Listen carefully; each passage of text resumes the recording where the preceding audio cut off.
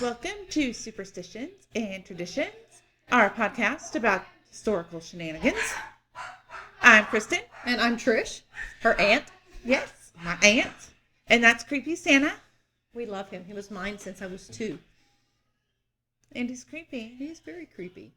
I think that was kind of your grandma's way of keeping me in line, maybe. I'm not sure, but Forget Krampus, we got this. I know, he is very creepy.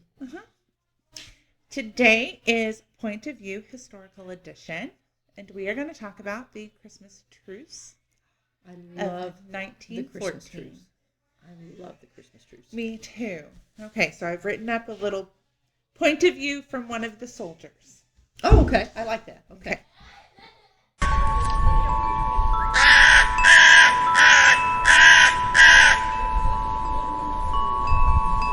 Austria-Hungary declared war on Serbia on July 28, 1914, after the assassination of Archduke Ferdinand. The next week, Germany invaded Luxembourg and Belgium, and by December, several countries were involved, divided primarily into two groups, the Allied powers and the Central Powers. The governments had their reasons to battle one another, surely for the greater good of their country and the world. Those of us carrying out the orders had a duty to our countries. We were loyal and eager to lend our hand to the greater good. We were also young, away from our families, and if we're honest, scared. Christmas was especially hard. No family, no feast, no gifts, no sitting around the fire telling stories, no safety. Christmas Eve morning, 300 yards from the Germans, after 5 months of gunfire, we were ready to forget the holiday and carry out our mission. Some of us were singing carols, trying to find some glimmer of peace and maybe happiness as well. Then we noticed it wasn't just English carols we were hearing. The Germans were singing as well. We were on the Western Front in Belgium and France. Germans against British, French, and Belgian troops. Shivering in damp, muddy, cold trenches, we soon started singing back and forth to each other. Suddenly, there was an agreement to meet halfway in no man's land.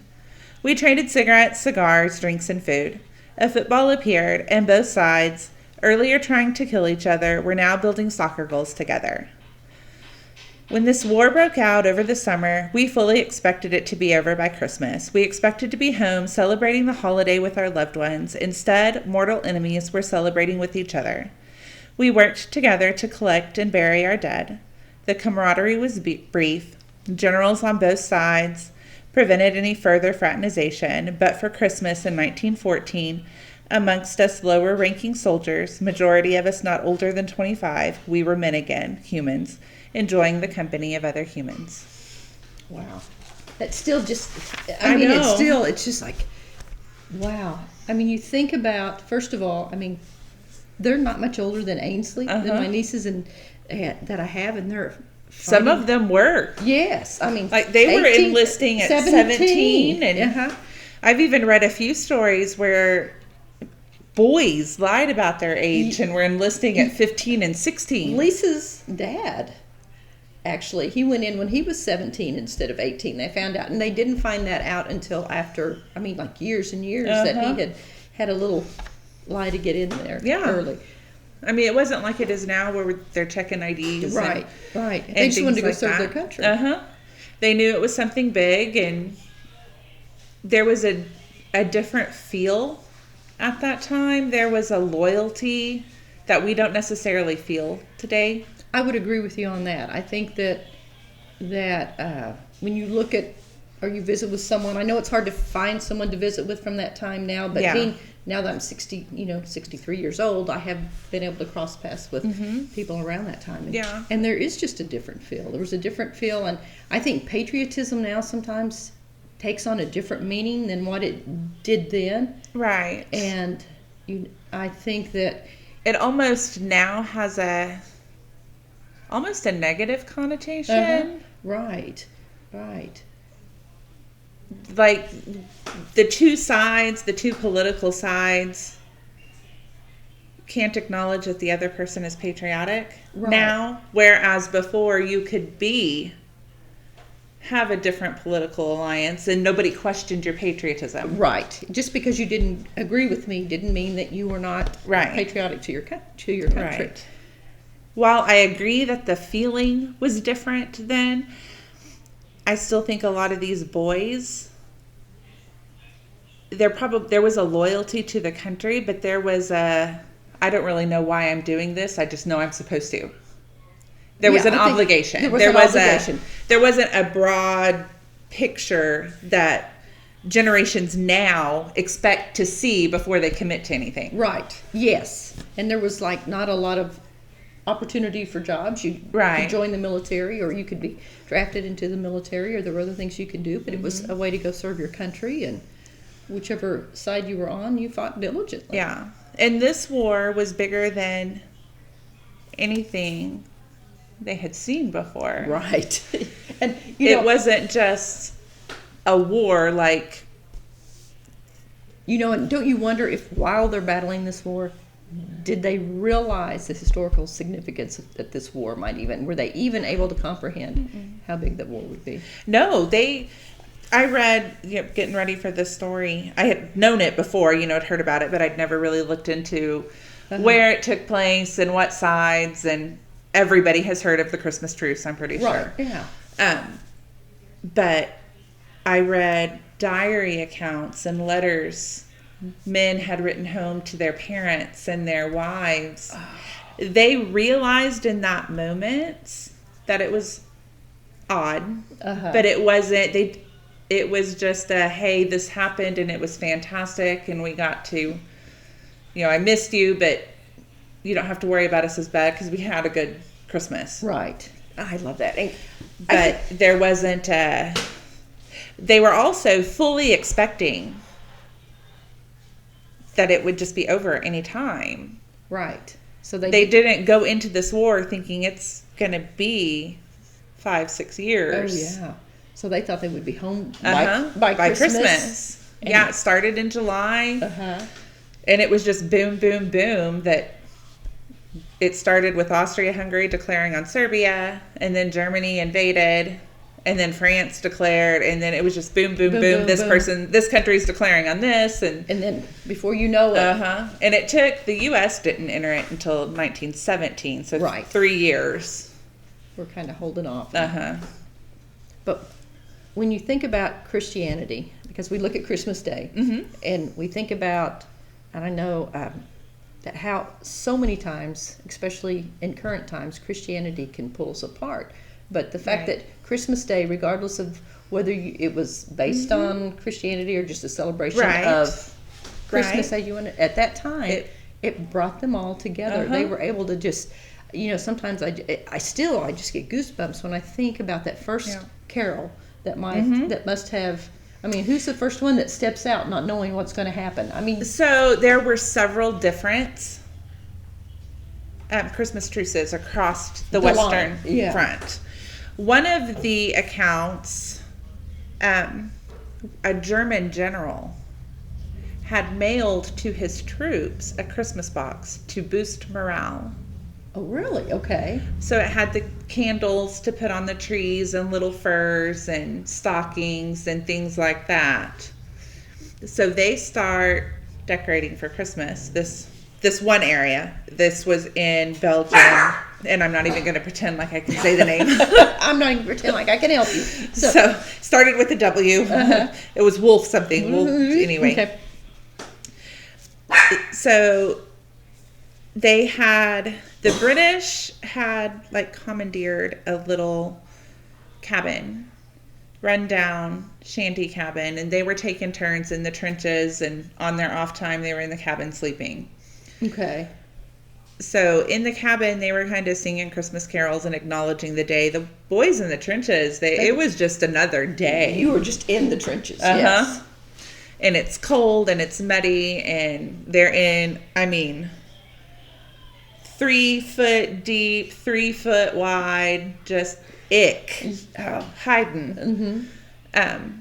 So they hear, their little comrades in the house singing, so they're kind of singing too, and then they see lights and quiet, and they see the lights and lanterns that the Germans were sent being lit.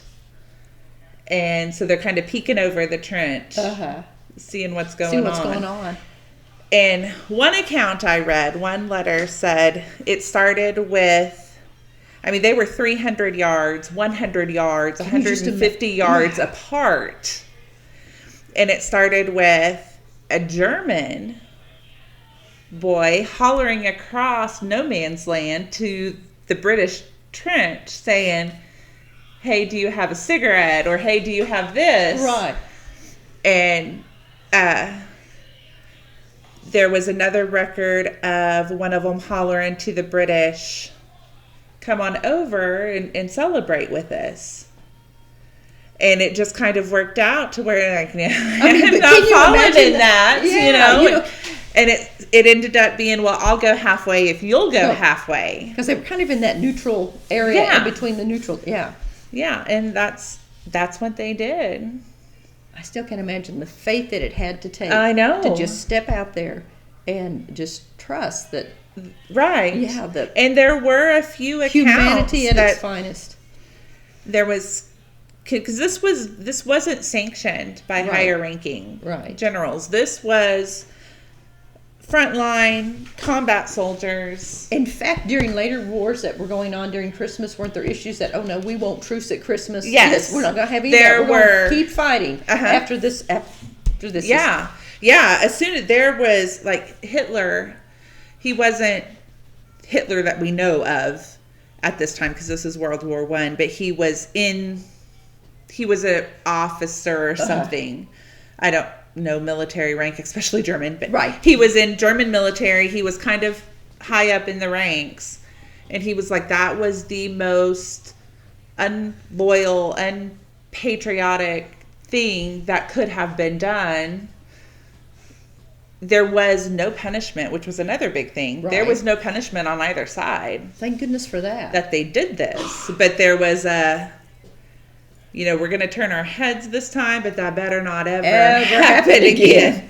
You boys are not going out there to play recess. No. We're not going to go get along with our enemies and smoke a cigarette and play some football. Drink some alcohol. And of course, football football was soccer, but we don't care if it is Christmas Eve, or we're not going to. Do you think any possibility that would happen anywhere today? I don't know.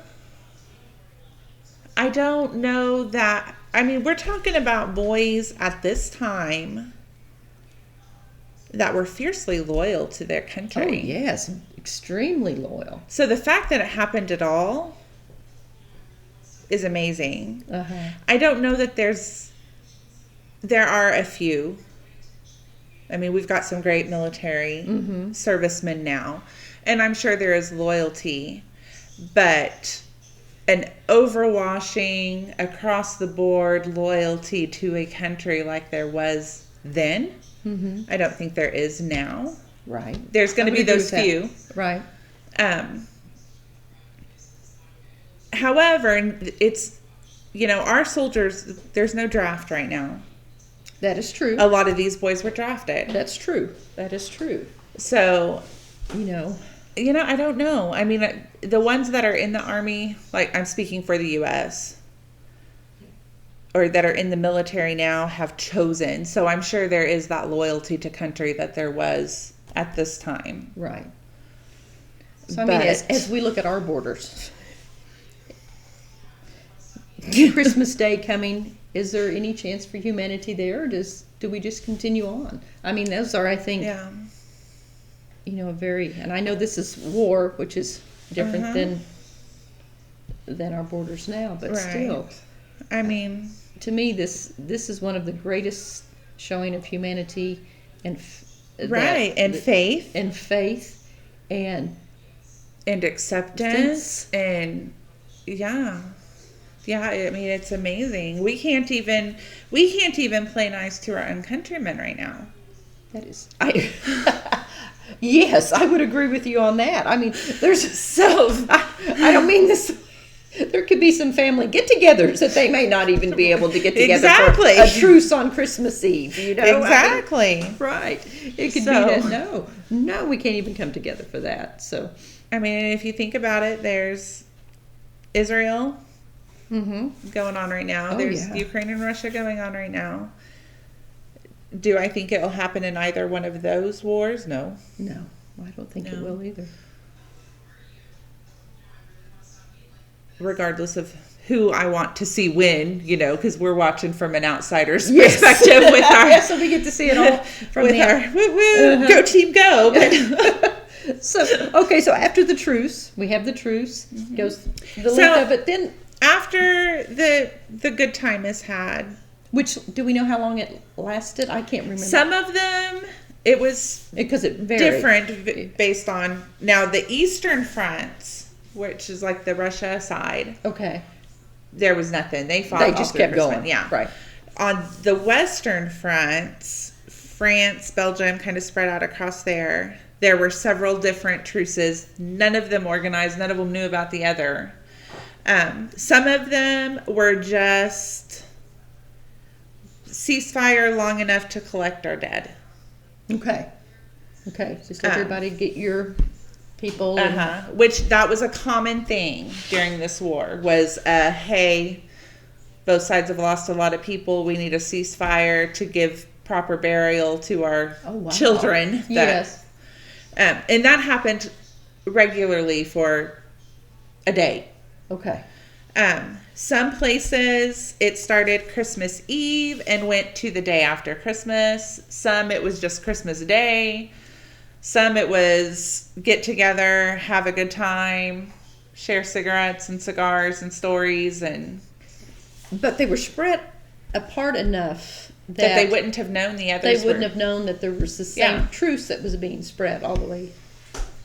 Yeah, all the way down. See, to me, that's still again just wow. I mean, wow. Yeah, there were two. Whenever people talk about the Christmas truce, there's always the football match. Yes. There were two different spots that had a football game. Oh, really? There was one in France and one in Belgium. And one of them that they are confirmed to know for sure. Oh, that's awesome. One of them they used a jacket, or is that something they rolled up and bound? Yeah, and one actually had a ball that. And the letter I read, it was from. I think it was from a British man, where he said it just magically appeared. Oh, really? I'm sure it didn't, but still, we were out there, we were having a good time, and then suddenly you look over and there's a soccer ball on the ground. You have just been, in the depths of war and battle and fear, and then for that amount of love to just open up. Yeah. It is. It's like a miracle. It's like it is. And then it was a miracle that angered some people. Some people, yes, some of but it's something too that 100 years later we're still talking about. Yes. Oh yeah. When there's a lot of documentation that it happened. I read letters from Germans' home and from Britain's home and diary entries and first-hand accounts. I have an 84-year-old German friend, and she says that she heard. Now she wasn't around then, but that the stories were passed on. She very well could have had a grandparent about how that, or possibly a parent, or about how that really truly happened and the impact that it had on. I would say not only the people that were in the trenches then. I know we have the upper people that were unhappy. But the families of the people and just the common people in that area that found out. Yeah, the mamas at home worrying about their boys. And just, freezing their tails off, sitting outside in mud and water and then miserable. And to hear that they got to have a good Christmas. Yes, I think that. Yeah, I just love that story. I do too. I don't know I can't remember how long it lasted. And then everybody just went back to. Various times, but at least the day. Some of them was like 48 hours. Christmas Eve, around noon or so, Christmas Eve to noon or so the day after. And then it was just like nothing had happened. Just and back firing. And then the next year it didn't happen, even though the war was still going on. Right. Because that's when people said, oh no. Yeah. We need to move our trenches a little further apart. They all need to be yelling back and forth at each other. Yeah, so we're not going to be having any truces this year to celebrate Christmas. But that's, some of the accounts where our trench was 100 yards from, and because they're just shooting at each other. Right. And so it's just, again, humanity at its finest. It is. And it is. This war was so, it was one of the first big wars during the Industrial Revolution. So there was all sorts of new technologies to wipe out mass numbers. Yes, we could kill more, shoot further. And there was a lot of the journal entries and the letters I had written from the Germans talking to the British about, wow, that thing you had, you were shooting at me. And it was, Yeah. When war changed. I mean, the Industrial Revolution changed a lot of things. But it also changed the way that battles were fought and war was fought. Yeah, it wasn't so much hand-to-hand combat that it had been before, too. Right, yes. And it was, I would imagine, I don't know for sure, but probably harder to walk up to somebody with a sword and take them out. Because there's that humanity part of it that I see what I did. I'm standing me right to just here. Do a mass spray of bullets. But if I'm down here, I don't see what's going on, and I'm just shooting above my head. There's no connection to. There's no acknowledgement. I don't see the life leaving. Yeah. There's no acknowledgement of a human person over there. So I think that makes it even harder to just step out in that faith and go, okay. Or it made it easier, because they had been so close to each other. They weren't looking at each other. It was just bullets flying, because they're underground, kind of. Yes. So when they do hear that voice, they're like, "Oh, you're people real over there." Yeah. So it could make it easier to just. And there was one area of it. The Germans spoke perfect English. When they get out, they find out that a lot of those men had some kind of contract work in London or Britain prior to the war and were brought home to go fight. So they're like, I'm one of you. Yes, I'm actually, I did not realize. And I can't remember which one, that was just one of the places, but they got to talking and it was like, how is your English so good? And he's like, well, I lived in London for 3 years on this and I got called home to serve. And right. I think shows us that our differences sometimes aren't as vast as we think. We have a lot more in common, even though we can disagree so much on the same thing, but still find that common ground. So I don't know. It was an amazing story. Oh, it is an amazing story. I hear it, and I still just get little goosebumps and think about it, and it's just, to me, that's my favorite though was that letter I read where he was telling his mama or his wife. He might have been telling his wife. And then suddenly there was just a soccer ball there. Like it had like a Christmas miracle. Yes, it is a miracle. I mean, that's then, we were building goals together and playing. Realizing that there was so much in common when we come together. I mean, that's... And there was a few here or there, kind of sporadic, where they tried to truce, but forgot to tell other people. And so when they're sitting there with the enemy, one of their comrades executed them, or there was a couple of those stories in different areas. Wow. Like these little guys over here on this side met up with the enemy in no man's land. Well, these way over here at this end of the trench. Have become a traitor. You've either become a traitor or you're about to be kidnapped or something. Which we know what could happen to you if you're taken, so I'm going to put you out of your misery. They were just sitting there, and the account I read was he just fell over, and my guy had killed him. Wow. I cannot imagine. I just can't imagine what it would be like to be in war. I mean, thank you to all of you who serve. Yeah. Thank you so much. I have a lot of former students that have served or serving My now. siblings, so yes, and siblings and family members. So I hope that if any of them are out there Christmas, that they have a chance for a baby Christmas miracle. A baby Christmas miracle. I know it all won't stop, but maybe they can find humanity out there. I hope so too. So anyway, that's what I've got on. I love the story. I don't know if you knew, but this is one of my favorite all-time stories. I just love it every Christmas. It's like, oh, that's what Christmas is about. So it would have been 110 years ago now. Another, interesting part of this, the things the Germans were doing, the Christmas trees and the lights and the candles on the trees and the things like that were common Christmas traditions. Right. In Germany and in Britain. Did they have the same traditions already, or did they kind of combine? They already did. Okay. Because Queen Victoria in the 1800s married Prince Albert, who was a German prince. Oh. So he brought to the palace his German traditions. She's the one who and her are the ones who made Christmas trees a common thing in Britain. Really? And yes. So did those start in Germany?